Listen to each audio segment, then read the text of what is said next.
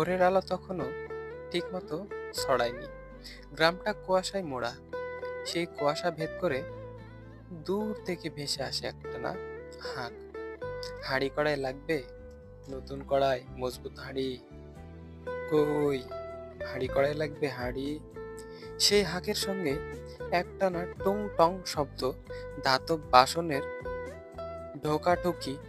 গ্রামের রাস্তায় একটা ছায়ামূর্তি এগিয়ে আসে ধীরে ধীরে, কাঁধে বাঁশের লাঠি, তাতে দুলছে নানা মাপের হাঁড়ি, কড়াই, বালতি, কলস। এই মানুষটা আমার বাবা।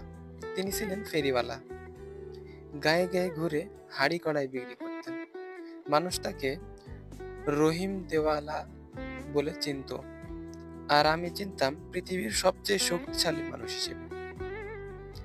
বাবার কোনো জমি ছিল না, গরু ছিল না, দোকানও ছিল না, কিন্তু ছিল অদম্য পরিশ্রম, সীমাহীন ভালোবাসা আর একরাশ স্বপ্ন আমার জন্য।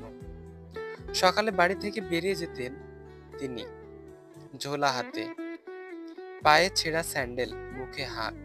কখনো রোদে, কখনো বৃষ্টিতে, কখনো হাটে, কখনো গ্রামে, কখনো একটা কড়াই বিক্রি হতো, কখনো দিন কেটে যেত 1 টাকাও না কামিয়ে।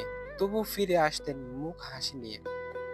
মাঝে মধ্যে আমি বলতাম, বাবা, তুমি তুমি তো এত কষ্ট পাও, আমার খরচ কমিয়ে দাও না। তিনি মাথায় হাত বুলিয়ে বলতেন, তুই মানুষ হবি বাবা, তোর লেখাপড়া বন্ধ হবে না। আজ না হোক একদিন তোর কলমের শব্দই হবে আমার গলার হাঁকের চেয়েও জোরালো। আজ আমি শহরের এক কলেজে পড়াই, কোমরে আইডি কার্ড, ঘাড়ে ঝোলা ব্যাগ।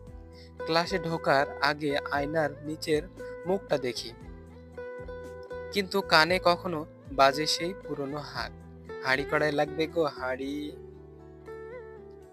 ওটা আমার বাবার গলা, ওটা আমার শিকড়, ওটাই আমার জীবনের প্রথম গান। বাবার হাঁক। কে লিখেছেন আমি জানি না, তবে সত্যি মনটা ছুঁয়ে যায়।